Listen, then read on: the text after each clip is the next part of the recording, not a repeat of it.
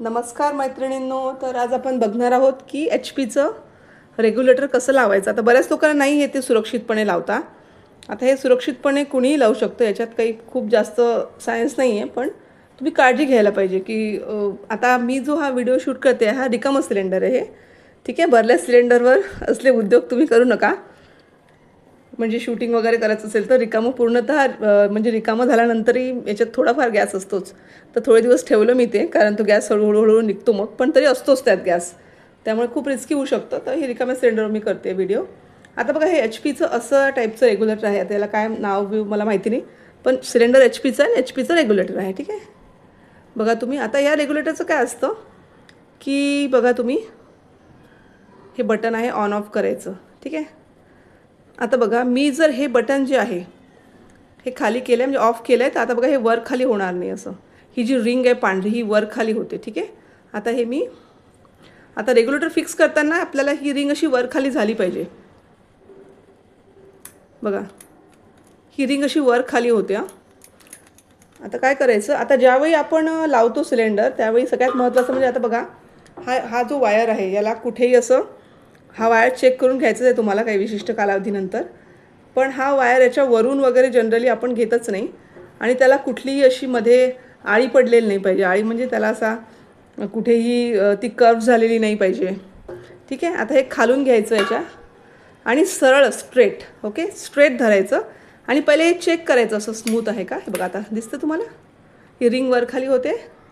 आता काय करायचं, सरळ. आता आपल्याला खूप असं प्रेस बीस नाही करायचं आहे जोरात, त्याची काहीच गरज नसते. आता ज्यावेळी याच्यावरती आपण फिक्स करायचं हे, त्यावेळी असं स्ट्रेट ठेवायचं, म्हणजे ह्या छिद्रावरती असं सरळ. ठीक आहे, आपण असं दोन्ही हाताने पकडायचं, ही रिंग पकडायची अशी. हे बघा, असं पकडलं आहे मी, हे रिंग अशी प्रेस केली आहे मी, दोन्ही हाताने अशी पकडली आहे. माझं प्रेशर इथे पण आहे अंगठ्यांचं.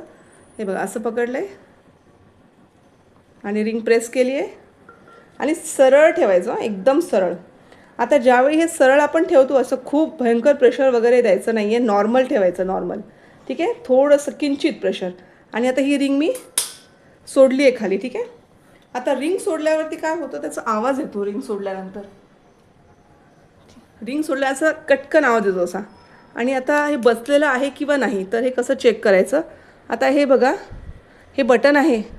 ठीक आहे, हे स्मूथली फिरायला पाहिजे. हे जर फिरत नसेल स्मूथली तर तुमचं रेग्युलेटर बसलेलं नाही. आता बघा, हे स्मूथली फिरत नाही आहे. फिरते का, नाही फिरत आहे, तर रेग्युलेटर बसलेलं नाही आहे तुमचं. हे स्मूथली फिरतं बटन. तर आता पुन्हा काढायचं. बघा, पटकन निघालं, कारण ते बसलेलंच नव्हतं. ठीक आहे, आता बघा, बटन स्मूथली फिरत नाही म्हणजे बसलेलं नाही. सरळ घेतलं मी आता.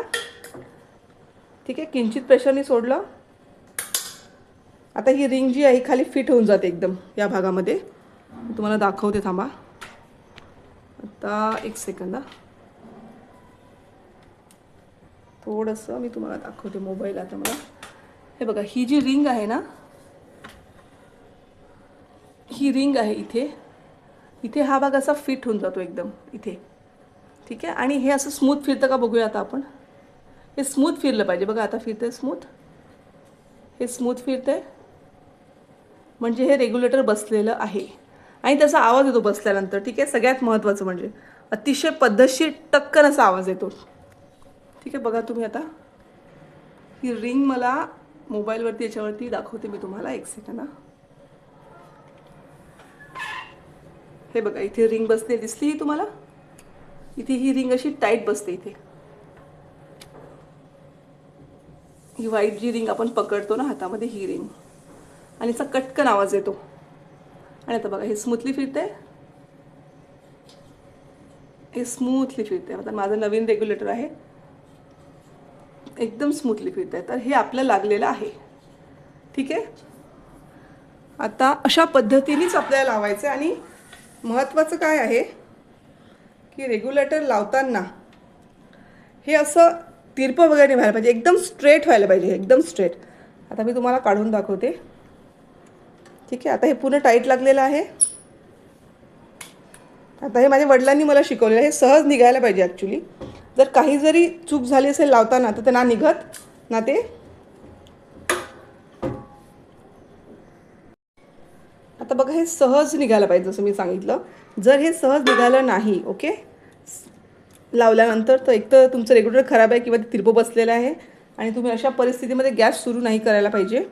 आणि लावल्यानंतर थोडंसं असा आवाज येतो किंचित गॅस पास होण्याचा. ओके. आणि मी जनरली काय करते सिलेंडर लावताना, आता माझं आतमध्ये असतं सिलेंडर इथे, तर मी ज्यावेळी सिलेंडर लावते तर जेव्हा ते सुरू करते मी त्याच्या 10 मिनटंपर्यंत मी लक्ष देते सिलेंडरला लावल्यानंतर. ज्यावेळी पहिल्यांदा गॅस पेटवते मी 10 मिनटं सिलेंडरकडे बघत असते, कारण जर ते लीक असेल तर इथून पूर्ण भडका होतो त्याचा. ओके. आणि अशा वेळी काही घाबरायचं नाही, त्यांनी ऑलरेडी दाखवलं आहे, व्हिडिओतून बघितले असतील, ओलं ब्लँकेट टाकायचं तर, आणि त्याचं ऑक्सिजन सप्लाय आपल्याला बंद करायचं बेसिकली. त्यामुळे आपणही सुरक्षित राहू शकतो आणि इतर लोकही. तर आपण घाबरतोच अर्थातच, पण मी तयारी करूनच सिलेंडर लावते. प्रत्येक वेळी मी असंच करते. म्हणजे कोणाला वाटेल अरे रोज सिलेंडर लावणारी, म्हणजे दर महिन्याला सिलेंडर लावणारी बाई एवढी काय काळजी घेते. तर मी वासाकडे लक्ष देते सगळ्यात पहिले तर, आणि कंटिन्यू 10 मिनटं बघतच राहते. तर मी खरोखर असं करते. तर अशा पद्धतीने तुम्ही HP हे रेग्युलेटर लावू शकता.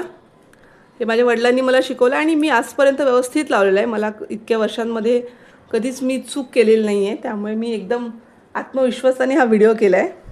आणि आपल्याला कळतं आपली जर चूक झाली असेल की अरे काहीतरी प्रॉब्लेम आहे, तर इमिजिएटली म्हणजे पॅनिक व्हायचं नाही, बटन बंद करून टाकायचं रेग्युलेटरचं.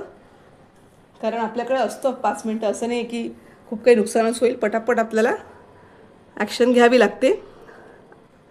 तर व्हिडिओ आवडला असल्यास नक्की इतरांना पाठवा. ओके. HPचंच आहे हे. दुसरं प्रत्येकाचे वेगवेगळे रेग्युलेटर असतात, HPचं एक स्पेसिफिक असतं हे. आणि असं स्मूथ होतं, हे लक्षात ठेवा. याचं स्मूथ असतं जनरली ज्यावेळी आपण लावतो, याचं अडकायला नाही पाहिजे, म्हणजे हे स्मूथ आहे. तर हे व्यवस्थित आहे रेग्युलेटर. आणि तुम्ही चेकही करून घेऊ शकता, जे सिलेंडर एजन्सीवाले असतात ते करून देतात तुम्हाला चेक. Thank you so much.